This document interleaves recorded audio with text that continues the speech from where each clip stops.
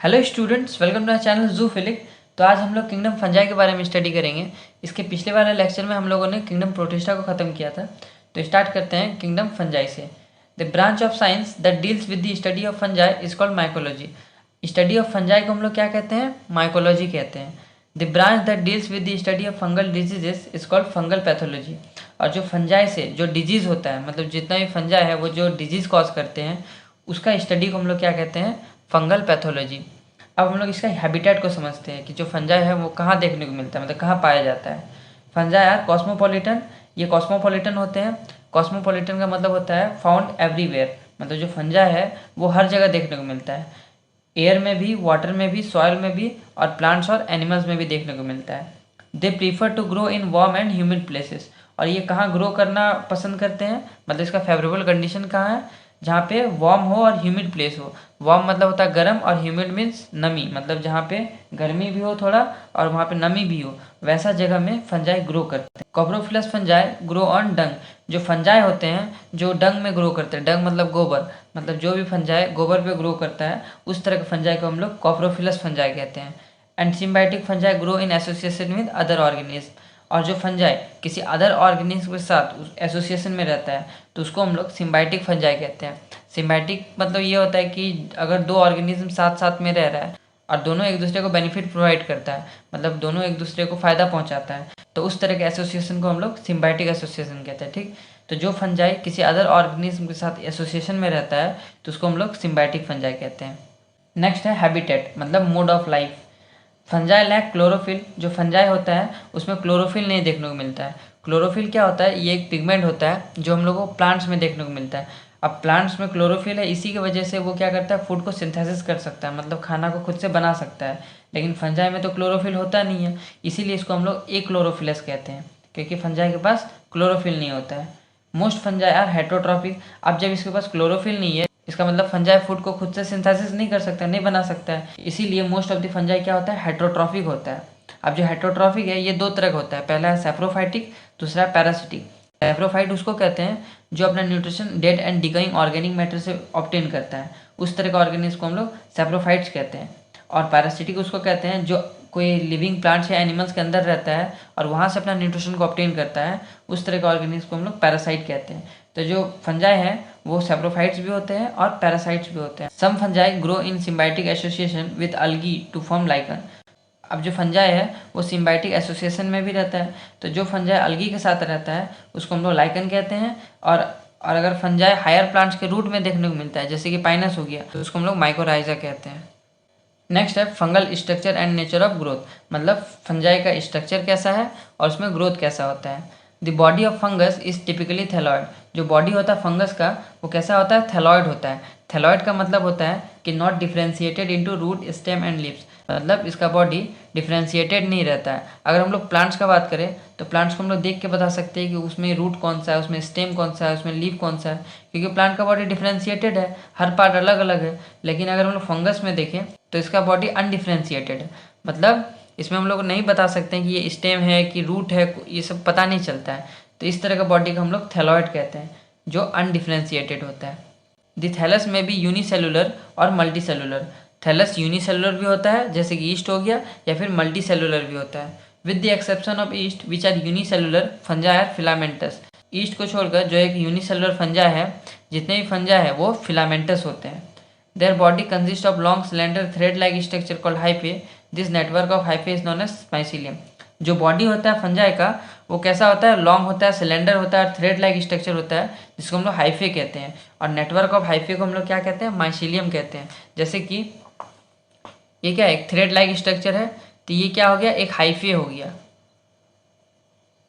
और जब network of hyphae मिल जाए, मतलब बहुत सारा हाइफे जब एक साथ आ जाता है, तो ये क्या करता है? माइसीलियम का फॉर्मेशन करता है। तो ये क्या है? माइसीलियम है और ये हाइफे है। ये किसका स्ट्रक्चर है? फंजाई का बॉडी का। मतलब नेटवर्क ऑफ हाइफे क्या बनाता है? माइसीलियम बनाता है। और जो हाइफे है वो लॉन्ग होता है, सिलेंडर होता है और थ्रेड लाइक होता है। The mycelium is not formed in some unicellular fungi. जो माइसीलियम होता है वो यूनिसेलुलर फंजाई में नहीं देखने को मिलता है, क्योंकि वो सिंगल सेल का बना होता है। जैसे कि ईस्ट हो गया, ये सिंगल सेल का बना है, तो इसमें हम लोगों को माइसीलियम नहीं देखने को मिलता है। लेकिन जो ईस्ट है वो कभी कभी बहुत सारा ईस्ट सेल क्या होता है कि आपस में स्टिक करके एक चेन का फॉर्मेशन करता है, जिसको हम लोग सीडोमाइसिलियम कहते हैं या फिर फॉल्स कॉलोनीज कहते हैं। The filamentous hyphae of fungi में बी सेप्टेट और एसेप्टेट। जो फंजाई का फिलामेंटस हाइफी होता है या तो वो सेप्टेट होता है या फिर एसेप्टेट होता है। अब हम लोग इसको पढ़ने से पहले हम लोग समझ लेते हैं कि सेप्टेट और एसेप्टेट क्या होता है। तो हाइफी का दो पार्ट होता है, पहला होता है एसेप्टेट, दूसरा होता है सेप्टेट। जो एसेप्टेट हाइफी होता है वो कुछ इस तरह का होता है, मतलब एक ट्यूब तरह का होता है, ट्यूब जैसा, और इसमें बहुत सारा न्यूक्लियस देखने को मिलेगा हम लोग को ऐसे। तो मतलब एक ट्यूब जैसा लगेगा, जैसे कि ये एक ट्यूब है और इसमें बहुत सारा मैनी न्यूक्लियस देखने को मिलेगा, मतलब बहुत सारा न्यूक्लियस हम लोगों को देखने को मिलता है, मैनी न्यूक्लियस। इस कंडीशन को हम लोग सिनोसिटिक कंडीशन कहते हैं।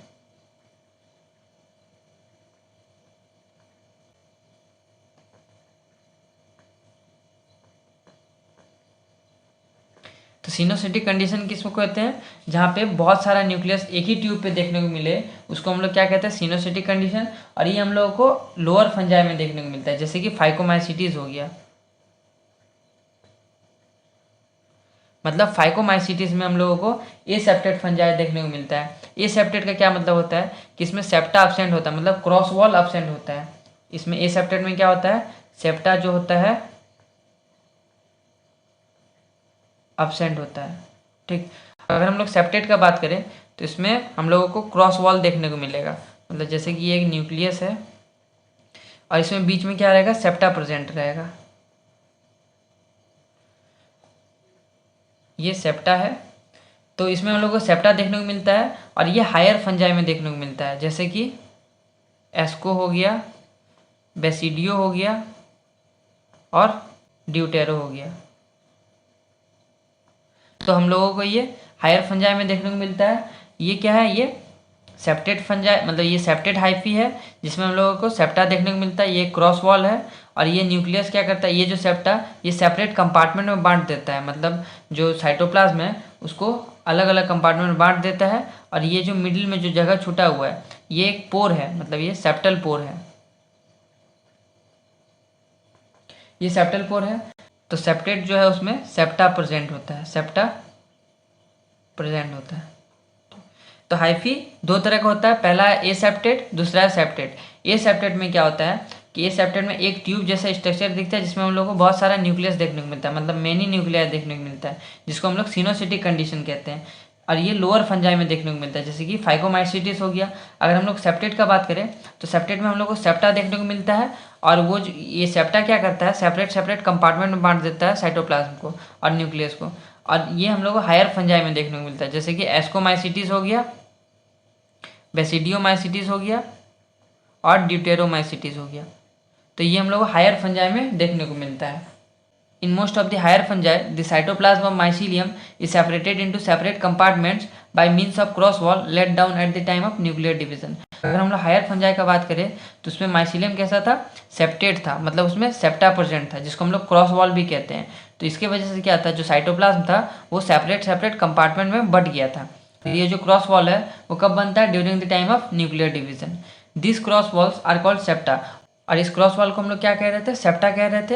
And the mycelium positive septa is called septate. और जिस माइसीलियम में हम लोगों को सेप्टा देखने को मिलता है उसको हम लोग सेप्टेट कहते हैं। However, in some lower forms, the cytoplasm is continuous in the entire mycelium and the cross wall are not formed. अगर हम लोग लोअर फंजाई का बात करें, जैसे कि फाइकोमाइसिटिस हो गया, तो उसमें हम लोगों को सेप्टा नहीं देखने को मिल रहा था। मतलब जो माइसीलियम में सेप्टा प्रेजेंट नहीं होता है, क्रॉस वॉल प्रेजेंट नहीं होता है, उसको हम लोग, उस तरह का माइसीलियम को हम लोग एसेप्टेट कहते हैं। The aseptate mycelium is usually multinucleate. Such a condition where the mycelium is aseptate and multinucleate is called sinusitic. मतलब जो एसेप्टेट माइसीलियम था उसमें क्या देखने को मिल रहा था कि बहुत सारा मल्टी न्यूक्लिएट कंडीशन देखने को मिल रहा था, मतलब मेनी न्यूक्लियर देखने को मिल रहा था। तो इस कंडीशन को, जिसमें माइसीलियम एसेप्टेट हो और मल्टी न्यूक्लिएट हो, उस तरह के कंडीशन को हम लोग सिनोसिटिक कंडीशन कहते हैं। नेक्स्ट है septal pore. The pore which is present in septa is known as septal pore. जैसे कि हम लोग दो तरह का हाइफी देखे थे, पहला था एसेप्टेट, दूसरा था सेप्टेट। तो एसेप्टेट हाइफी में सेप्टा एब्सेंट था और सेप्टेट हाइफी में सेप्टा प्रेजेंट था। जैसे कि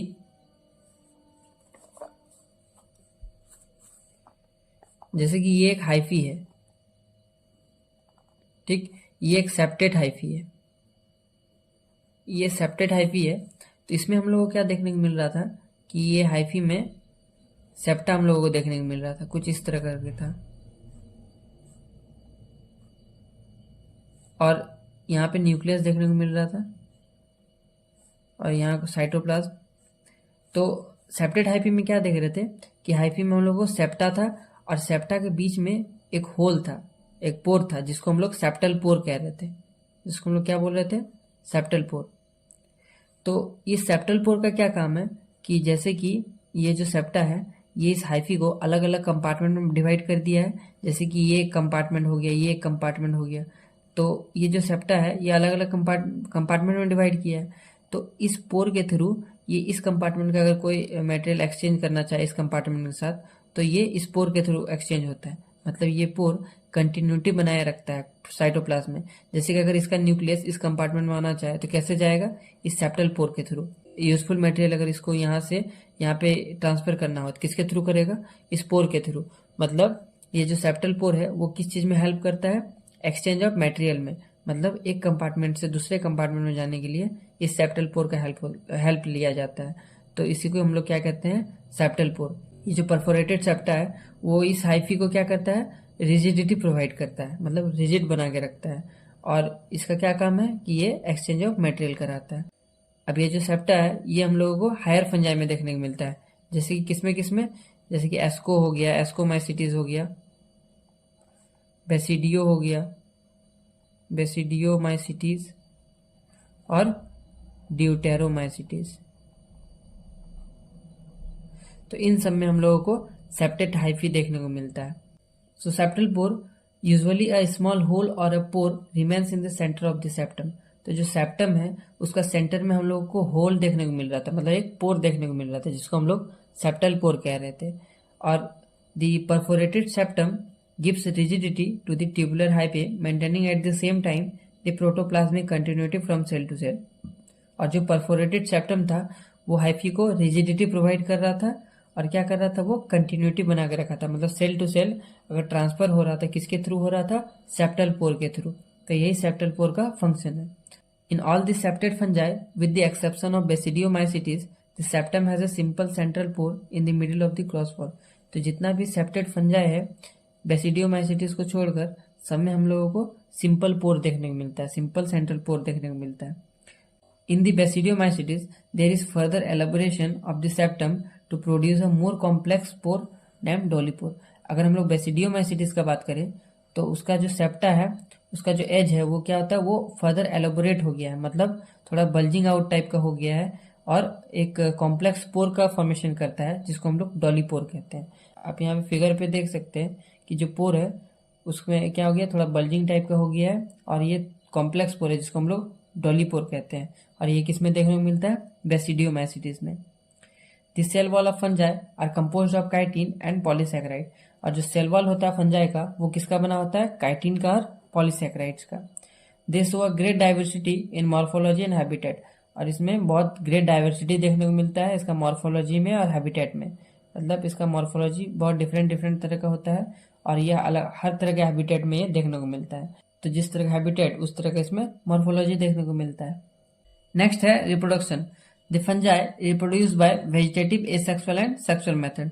तो फंजाई कैसे रिप्रोड्यूस करता है, वेजिटेटिव मेथड के थ्रू, एसेक्सुअल मेथड के थ्रू और सेक्सुअल मेथड के थ्रू। तो सबसे पहले हम लोग वेजिटेटिव रिप्रोडक्शन को डिस्कस करते हैं। तो क्या होता है vegetative reproduction, the type of reproduction which occurs by vegetative और somatic portion of fungal thalli is called vegetative reproduction.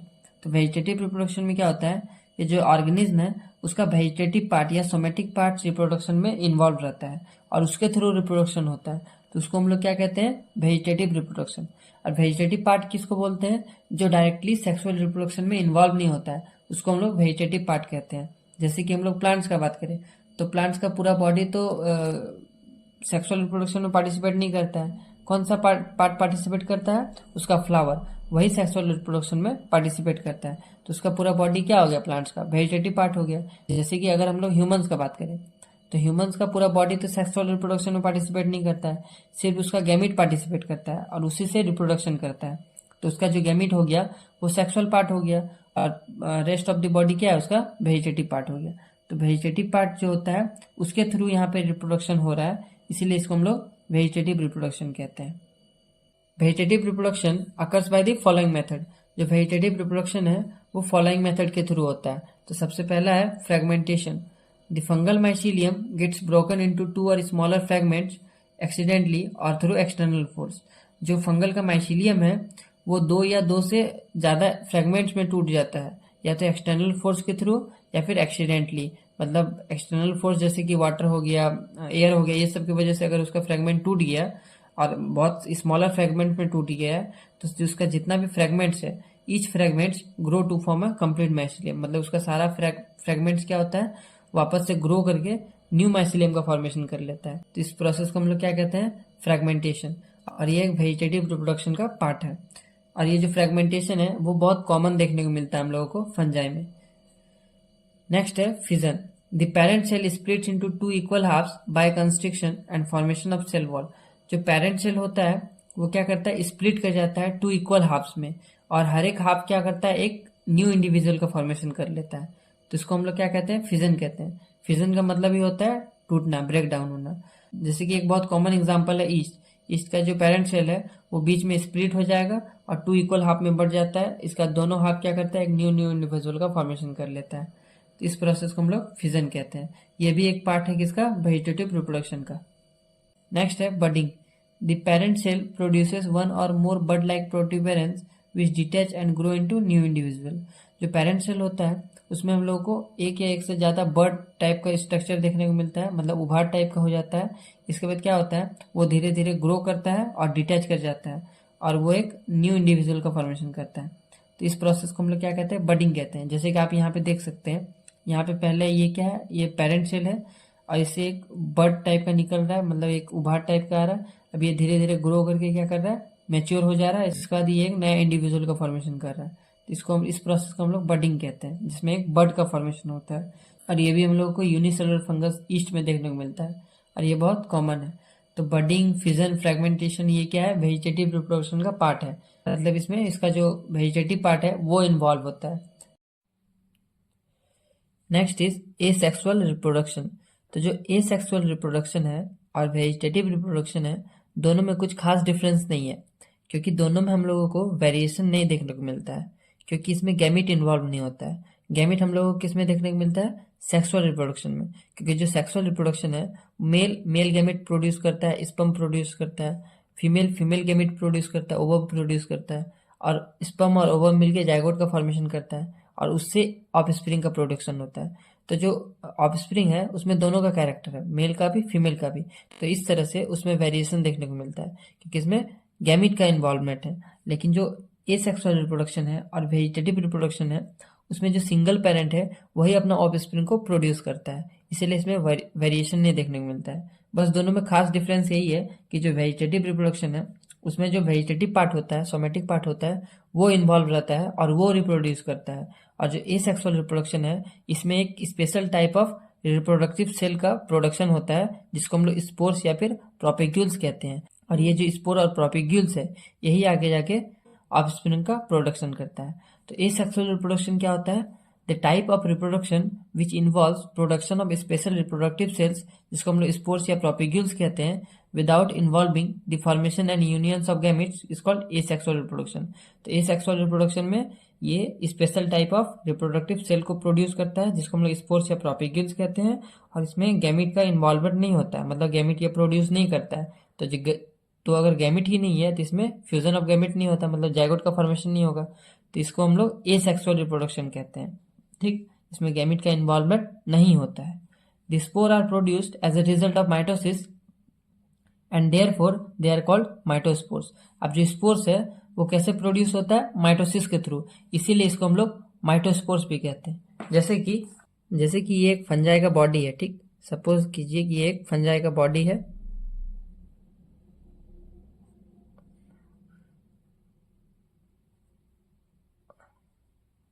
ये एक फंजाई का बॉडी है, इसका बॉडी हैप्लॉइड होता है, n नंबर ऑफ क्रोमोसोम में, ठीक। अब ये क्या करेगा, ये फ्रूटिंग बॉडीज का फॉर्मेशन करेगा, मतलब ये फ्रूटिंग बॉडीज बनाएगा इसके बाद ये क्या करेगा, माइटोसिस करेगा, और माइटोसिस करने के बाद इसके इनसाइड में क्या बनेगा, स्पोर का फॉर्मेशन होगा। अब ये कैसे बना, माइटोसिस के थ्रू बना। तो मतलब अगर एन नंबर ऑफ क्रोमोसोम है तो ये जब माइटोसिस करेगा तो क्या करेगा, एन नंबर ऑफ क्रोमोसोम ही बनाएगा। और मियोसिस में क्या होता है, 2n को ये n करते हैं, मतलब इसको रिडक्शनल डिवीजन कहते हैं और इसको इक्वेशनल डिवीजन कहते हैं। तो यहाँ पे क्या हुआ, ये जो माइटोसिस किया और माइटोसिस करके स्पोर का फॉर्मेशन किया। अब जैसे ही फेवरेबल कंडीशन आएगा तो ये क्या होगा, ये सारा स्पोर लिबरेट कर जाएगा और लिबरेट करके ये वापस से क्या करेगा, ये स्पोर वापस से एक न्यू माइसिलियम का फॉर्मेशन करेगा। तो इसको हम लोग क्या कहते हैं, एसेक्सुअल रिप्रोडक्शन। एसेक्सुअल रिप्रोडक्शन ये किसका है, फंजाई का एसेक्सुअल रिप्रोडक्शन है। अब ये जो स्पोर है ये डिफरेंट टाइप्स का होता है। जैसे कि अगर इस स्पोर में हम लोगों को यहाँ पे फ्लैजिला देखने को मिला, ठीक, ये फ्लैजिला देखने को मिला। तो अगर स्पोर में फ्लैजिला प्रेजेंट है इसका मतलब ये क्या है, प्लेनोस्पोर है, मतलब इसको प्लेनोस्पोर कहते हैं, प्लेनोस्पोर। और अगर इसमें फ्लैजिला एब्सेंट है तो इसको हम लोग बोलेंगे ए प्लेनोस्पोर। और अगर स्पोर किसी क्या कहते हैं स्पोरेंजियम के अंदर मतलब किसी फ्लोटिंग बॉडीज के अंदर बन रहा है, स्पोर किसी फ्लोटिंग बॉडीज के अंदर बन रहा है, इसको हम लोग कहेंगे इंडोजीनस, इंडोजीनस। और अगर ये बाहर बन रहा है तो जैसे कि ये फ्लोटिंग बॉडीज है और ये बाहर बन रहा है स्पोर, तो तब इसको हम लोग कहेंगे एक्सोजीनस। तो ये जो स्पोर है उसका टाइप्स है। अगर इसमें फ्लैजिला है तो इसको प्लेनोस्पोर कहते हैं, अगर इसमें फ्लैजिला नहीं है, नॉन मोटाइल है, तो इसको ए प्लेनोस्पोर कहते हैं। अगर ये फ्रूटिंग बॉडीज के अंदर बन रहा है तो इसको इंडोजिनस, और फ्रूटिंग बॉडीज के बाहर बन रहा है तो एक्सोजिनस। जैसे कि ये मोटाइल यहाँ लिख देते हैं, ये है मोटाइल स्पोर और ये है नॉन मोटाइल। तो ये क्या है, ये स्पोर का टाइप्स है, ये स्पोर का टाइप्स है। तो ये है एसेक्सुअल रिप्रोडक्शन जो हम लोग किसमें देखने को मिलता है, फंजाई में। So the spores are produced as a result of mitosis, therefore they are called mytospores.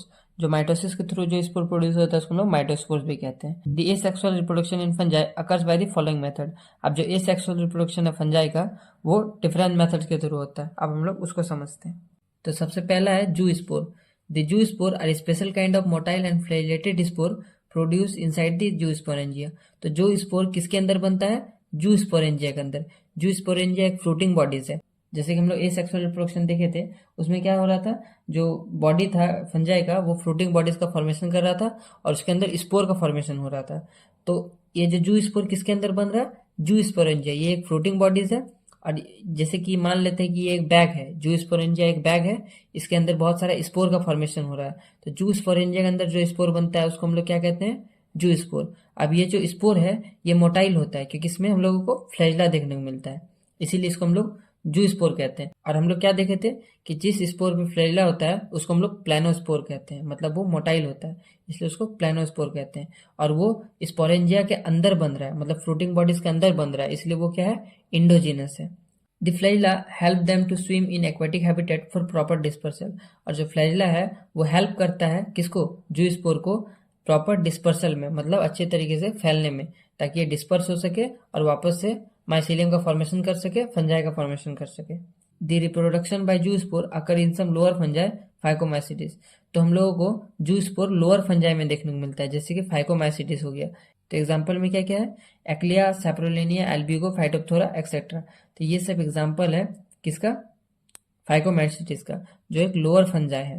और इसमें हम लोगों को क्या देखने को मिलता है, जू स्पोर किसके अंदर बनता है, जू स्पोरेंजिया के अंदर। और ये जो स्पोर है वो क्या होता है, मोटाइल होता है और उसमें फ्लैजिला देखने को मिलता है, जिसको इसलिए इसको हम लोग इसीलिए इसको हम लोग प्लेनोस्पोर कहते हैं। और जू स्पोरेंजिया के अंदर बन रहा है इसलिए इसको हम लोग इंडोजिनस कहते हैं। Next is sporangiospore.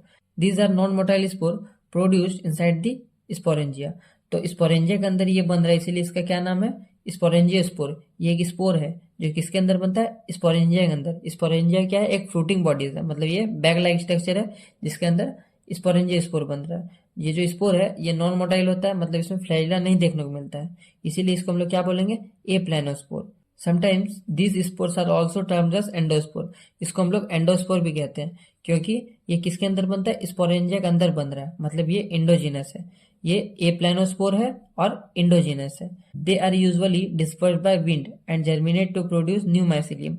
और ये कैसे डिस्पर्स होता है? विंड के थ्रू, क्योंकि इसमें तो फ्लैजिला है नहीं, इसीलिए ये विंड के थ्रू डिस्पर्स होता है और ये जर्मिनेट करके न्यू माइसिलियम का फॉर्मेशन करता है। एग्जाम्पल में राइजोबस हो गया, म्यूकर हो गया, ये सब एग्जाम्पल है किसका? स्पोरेंजियोस्पोर का। तो ये जो स्पोरेंजियोस्पोर है वो क्या होता है? ए प्लेनोस्पोर है, मतलब नॉन मोटाइल है और इंडोजीनस है, क्योंकि ये स्पोरेंजिया के अंदर बन रहा है, इनसाइड बन रहा है। Next is conidia. These are non-motile spores produced singly or in chains by constriction at the tip or lateral side of special hyphal branch called conidiophores। तो जो कॉनिडिया है वो किसके अंदर बनता है? कॉनिडियोफोर्स के अंदर। कॉनिडियोफोर्स एक फ्लोटिंग बॉडीज है, एक बैकलैग स्ट्रक्चर है जिसके अंदर कॉनिडिया देखने को मिलता है। कॉनिडिया क्या है? स्पोर है, ये एक नॉन मोटाइल स्पोर है, इसीलिए इसको हम लोग ए प्लेनोस्पोर कहते हैं। ये प्रोड्यूस होता है सिंगली, मतलब सिंगल भी प्रोड्यूस हो सकता है और चेन के भी फॉर्म में प्रोड्यूस होता है। या तो ये टिप में होगा या फिर लेटरल साइड होगा हाइपल ब्रांच का। तो ये क्या होता है? नॉन मोटाइल होता है। और ये क्या होता है? ये कॉनिडियोफोर्स के बाहर जर्मिनेट करता है। और हम लोग स्पोरेंजियोस्पोर और जूस्पोर में क्या देखे थे कि ये फ्लोटिंग बॉडीज का इनसाइड बन रहा था, लेकिन ये जो कॉनिडिया है ये फ्लोटिंग बॉडीज के बाहर जर्मिनेट करता है, इसीलिए इसको हम लोग क्या कहते हैं? Exogenous. They are produce exogenously, इसीलिए क्योंकि ये बाहर बन रहा है। यहाँ पे आप फिगर में देख सकते हैं कि जो कॉनिडिया है वो कॉनिडियोफोर्स के बाहर बन रहा है, मतलब बाहर में प्रोड्यूस हो रहा है। And it is disperse by wind, मतलब ये विंड के थ्रू डिस्पर्स होता है। And germinate directly by giving out germ tubes, और ये डायरेक्टली जर्मिनेट होता है जर्म ट्यूब के through. Next is sexual reproduction. Sexual reproduction occurs in almost all the groups of fungi except deuteromycetes, जिसको हम लोग फंजाई इम्परफेक्टाई भी कहते हैं। तो जो सेक्सुअल रिप्रोडक्शन है वो फंजाई का सारे ग्रुप्स में देखने को मिलता है एक्सेप्ट ड्यूटेरोमाइसिटिस। इसको हम लोग फंजाई इम्परफेक्टाई भी बोलते हैं, क्योंकि जो सेक्सुअल रिप्रोडक्शन है उसको परफेक्ट मोड ऑफ रिप्रोडक्शन माना जाता है और सेक्सुअल रिप्रोडक्शन ड्यूटेरोमाइसिटिस में एब्सेंट होता है, इसीलिए इसको हम लोग फंजाई इम्परफेक्टाई कहते हैं, क्योंकि इसमें सेक्सुअल रिप्रोडक्शन एब्सेंट होता है। It involve fusion of two compatible nucleus और सेक्स सेल्स, जिसको हम लोग गैमेट बोलते हैं, of opposite sex at a definite stage in the life history of fungus. जो फंगस का लाइफ हिस्ट्री में एक डेफिनिट स्टेज होता है उसमें हम लोगों को क्या देखने को मिलता है कि अपोजिट सेक्स क्या करता है? गैमेट को प्रोड्यूस करता है, इसके बाद गैमेट आपस में फ्यूज करता है और जाइगोट का फॉर्मेशन करता है, और इस तरह से सेक्सुअल रिप्रोडक्शन होता है किसमें? फंजाई में। The sexual reproduction in fungi completes in 3 phases. जो सेक्सुअल रिप्रोडक्शन है फंजाई में वो 3 फेजेस में कंप्लीट होता है। पहला है प्लाज्मोगेमी, दूसरा है karyogamy and the third is meiosis. तो ये 3 फेज के थ्रू सेक्सुअल रिप्रोडक्शन कंप्लीट होता है। तो सबसे पहले हम लोग इन तीनों फेजेस को डिस्कस कर लेते हैं, इसके बाद थ्योरी पोर्शन को पढ़ेंगे। तो सेक्सुअल रिप्रोडक्शन का 3 फेज था। पहला था क्या? प्लाज्मोगेमी, दूसरा था कैरियोगेमी और तीसरा था मियोसिस। तो ये 3 स्टेज है किसका? सेक्सुअल रिप्रोडक्शन का। तो जैसे कि ये एक हैप्लॉइड माइसीलियम है फंजाई का, ये भी एक हैप्लॉइड माइसीलियम है।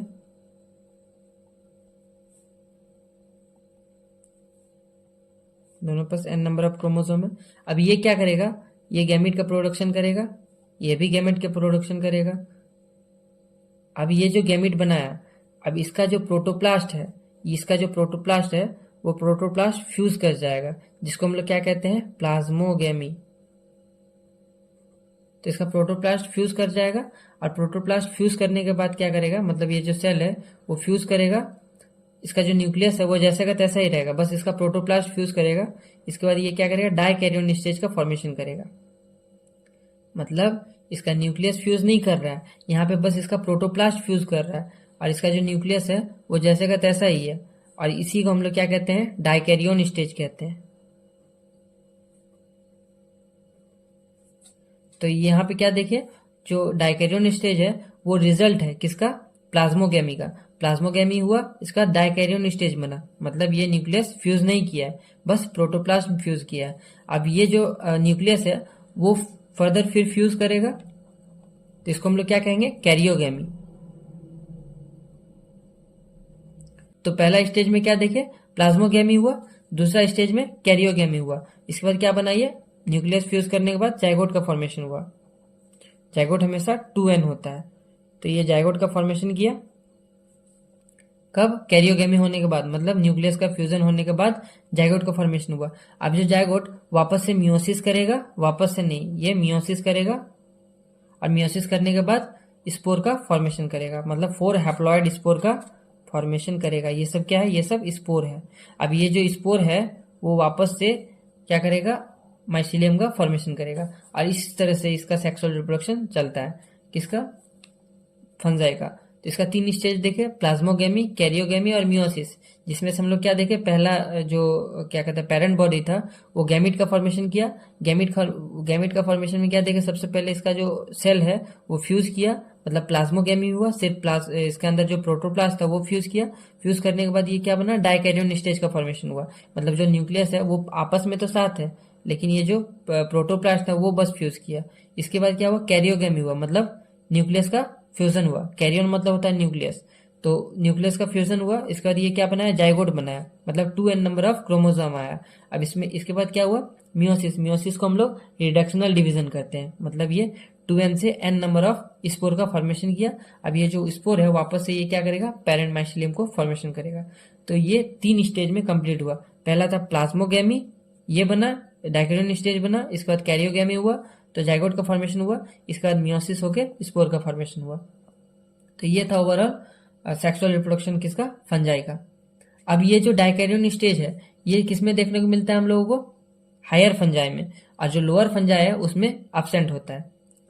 अब हम लोग जो थ्योरी पोर्शन है उसको हम लोग डिस्कस कर लेते हैं। So the first is plasmogamy. It is the first stage of sexual reproduction. ये सेक्सुअल रिप्रोडक्शन का फर्स्ट स्टेज होता है।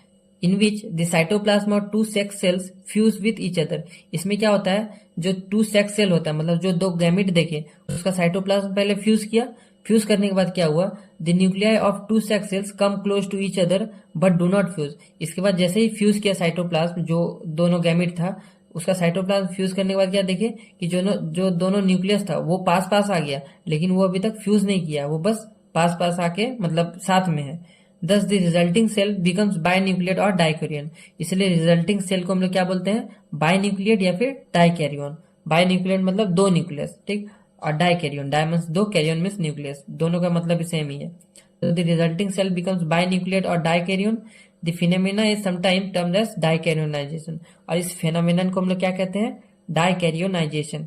तो प्लाज्मोगेमी पहला स्टेज है जिसमें साइटोप्लाज्म क्या किया, फ्यूज किया गैमिट का, और जो न्यूक्लियस था वो पास पास आया। And the next is karyogamy. It is the fusion of 2 compatible nuclei brought together as a result of plasmogamy. Plasmogamy हुआ, उसके रिजल्ट में क्या बना, डाइकैरियोन स्टेज बना, मतलब दोनों न्यूक्लियस पास पास आया। अब वो जो दोनों न्यूक्लियस है कैरियोगेमी में उसका फ्यूजन होगा। उसका फ्यूजन होने के बाद क्या होगा, जो रिजल्टिंग डिप्लॉयड न्यूक्लियस बनेगा उसको हम लोग क्या बोलेंगे, सिंकैरियन बोलेंगे। इसके बाद थर्ड स्टेज में क्या होगा, मियोसिस होगा। मियोसिस में क्या होगा, the diploid nucleus divides by meiosis, मतलब जो डिप्लॉयड न्यूक्लियस है, मतलब जो जाइगोट है वो क्या करेगा, मियोसिस करेगा, मतलब रिडक्शनल डिवीजन करेगा। इसके बाद वो क्या करेगा, resulting in the formation of haploid nuclei, और उससे क्या होगा, हैप्लॉयड न्यूक्लियाई का फॉर्मेशन होगा, मतलब 4 स्पोर बनाएगा, और वो स्पोर वापस से क्या करेगा, पेरेंट माइसीलियम का फॉर्मेशन करेगा। तो ये है sexual reproduction of fungi. In most of the lower fungi, the plasmogamy is immediately followed by karyogamy and meiosis. Lower fungi में क्या देखने को मिलता है कि प्लाज्मोगेमी के बाद इमीडिएटली कैरियोगेमी हो जाता है, मतलब न्यूक्लियस का भी फ्यूजन हो जाता है। जैसे कि हम लोग यहाँ क्या देखें कि पहला प्लाज्मोगेमी हुआ, इसके बाद डाइकैरियोन स्टेज का फॉर्मेशन हुआ, इसके बाद क्या हुआ, कैरियोगेमी हुआ। लेकिन जो लोअर फंजाई है, लोअर फंजाई जैसे कि फाइकोमाइसिटिस हो गया, उसमें हम लोग क्या देखने को मिलेगा कि प्लाज्मोगेमी के बाद डाइकैरियोन स्टेज का फॉर्मेशन नहीं होता है, सीधा क्या होता है, जाइगोट का फॉर्मेशन होता है। मतलब जैसे इसका साइटोप्लाज्म फ्यूज किया, इसका न्यूक्लियस भी फ्यूज कर लेगा और जाइगोट का फॉर्मेशन करेगा। और ये जो डाइकैरियोन स्टेज है वो हम लोगों को हायर फंजाई में देखने को मिलता है। In higher forms the karyogamy is delayed so that the fungus remain dikaryotic. In higher forms में क्या देखने को मिलता है कि जो कैरियोगेमी है वो डिलेड हो जाता है, मतलब लेट से होता है, इसलिए उसमें हम लोगों को डाइकैरियोन स्टेज देखने को मिलता है। This phase of the fungus is called dikaryophase. इस फेज को हम लोग डाइकैरियोफेज कहते हैं।